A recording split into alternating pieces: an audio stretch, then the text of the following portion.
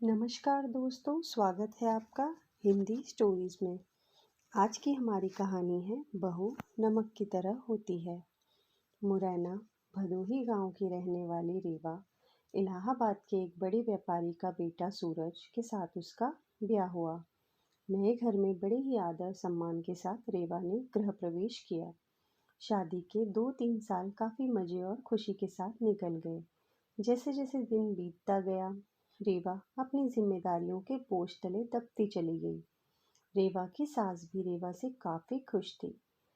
वे रेवा बहू अपना घर और संसार सब कुछ अच्छी तरह से संभालने लगी। गर्मी की छुट्टी पड़ गई। रेवा अपने मायके जाने से की बात अपनी सास से बोली। मम्मी, 2 साल हो गए मैं मायके नहीं जा पाई, क्या मैं थोड़े दिन जाकर आऊं? सास ने जवाब दिया, देखो रेवा, अगले साल चले जाना।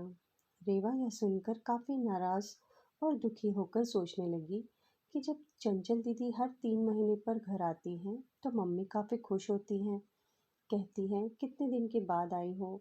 और मुझे 2 साल हो गए, मेरे बारे में कोई कुछ सोचता ही नहीं। मेरी खुशी किसी के लिए कोई मायने ही नहीं रखती क्या? क्या दिन भर इन लोगों को खाना बनाकर खिलाती रहूं, घर का सारा काम करती रहूं क्या?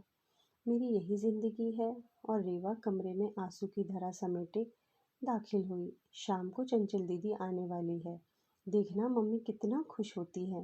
खाने के अलग अलग फरमाइशों की लड़ी लगती रहेगी कि कभी चंचल दीदी के लिए समोसा बना दो, कभी पालक पनीर, तो कभी बिरयानी। मैं इतना क्यों सोच रही हूँ, करना तो मुझे ही बनाना है। चलो किचन में अभी से तैयारी में लग जाऊं। यही सोच ही रही थी, तभी सास ने आवाज दी, रेवा, जल्दी नीचे आओ, देखो चंचल आई है। रेवा अपने चेहरे पर मुस्कान लिए अपने दुख को अंदर एक कोने में दबाए अपनी ननद का स्वागत करती है। कैसी हो भाभी? चंचल रेवा से बोली। अच्छी हूँ दीदी, और घर में सब कैसे हैं, अच्छे हैं? अच्छा, हमारे जीजा जी कैसे हैं? चंचल शर्माते हुए कहती है। वह भी भाभी अच्छे हैं। अच्छा दीदी, आप बैठो, मैं नाश्ता बनाकर लाती हूँ। नहीं नहीं भाभी, कुछ मत बनाओ, मैं अभी घर से नाश्ता कर कर आई हूँ। भाभी, केवल 2-3 घंटे ही रहूंगी क्योंकि सास की तबीयत ठीक नहीं है। आपके जीजा जी उन्हें लखनऊ दिखाने गए हैं। तो वो बोले, तुम अकेली यहाँ क्या करोगी, एक काम करो, तुम अपने मायके जाकर सबसे मिलकर चली आओ। सो मैं आ गई, मुस्कुराते हुए चंचल ने जवाब दिया। अच्छा दीदी रुको, मैं खाना बना देती हूँ, आप खा भी लीजिएगा और जीजा जी और आपके सास के लिए खाना भी बांध कर दे दूंगी। अरे भाभी, मेरे साथ बैठो, बातें करो, शाम को तक मैं चली जाऊंगी, खाना तो बनता ही रहेगा।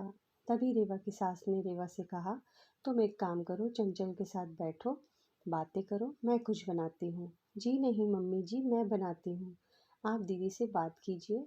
तभी कहा चंचल ने कहा, कोई बात नहीं, आप खाना बनाओ, मैं आपसे बातें करूंगी, थोड़ी मदद हो जाएगी, यह ठीक रहेगा, क्यों माँ? रेवा की सास बोली, ये भी सही है। रेवा और चंचल किचन में प्रवेश करती हैं। काफी देर तक हंसी मजाक करते करते खाना भी तैयार हो जाता है। चंचल खाना खाने के बाद शाम को अपने पति के घर चली जाती है। रसोई को समेटकर रात को अपने कमरे में रीवा गई तो सूरज ने कहा, रेवा, तुम काफी थक गई हो, आराम कर लो। हाँ, मुझे आराम कहाँ है, तुम्हारी माँ तो बस यही चाहती है मैं मायके ना जाऊं। चंचल दीदी 1-2 घंटे के लिए आती हैं, लेकिन मिलकर तो जाती हैं। उसमें क्या, तुम भी चली जाओ रेवा, सूरज ने कहा। और देखो, रेवा दीदी भी कहाँ आ ही पाती हैं।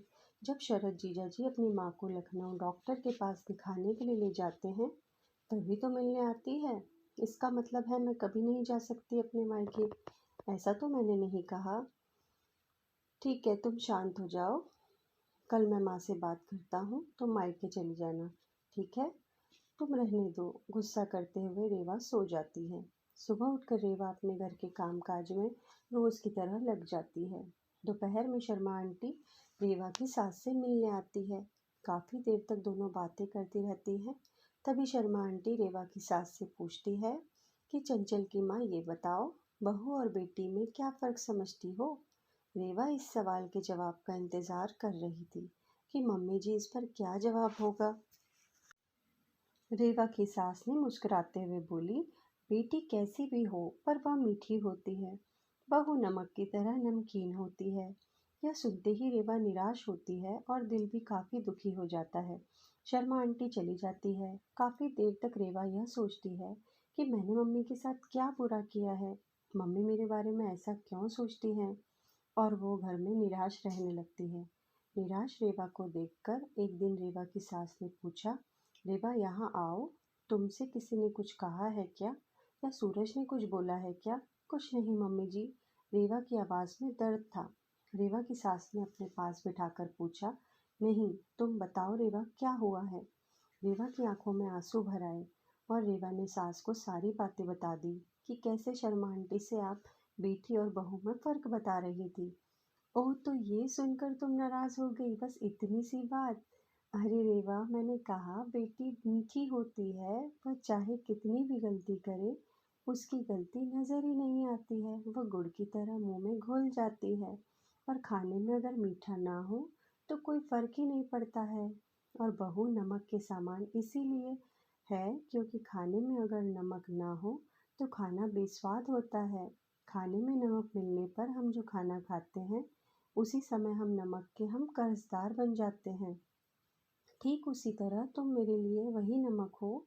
मैं अपने स्वार्थ के लिए तुम्हें कहीं नहीं जाने देती हूँ, क्योंकि तुम्हारे न रहने पर घर सूना सा लगता है।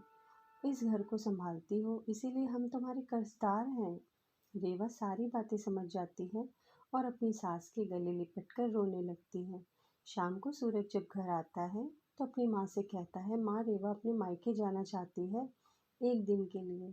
रेवा तपाक से बोल उठी, नहीं नहीं, मुझे नहीं जाना है। मैं चली गई तो खाने में कोई स्वाद नहीं रहेगा। सूरज को कुछ समझ नहीं आया कि कल रात मायके जाने के लिए मुझसे कह रही थी। अचानक से इसे क्या हो गया। सूरज सोचने लगा कि इन औरतों को समझना मर्दों के बस के परे है। रेवा की सास रेवा के सर पर हाथ फेर रही थी और सूरज एकटक लगाकर रेवा और अपनी माँ को देखता रहा।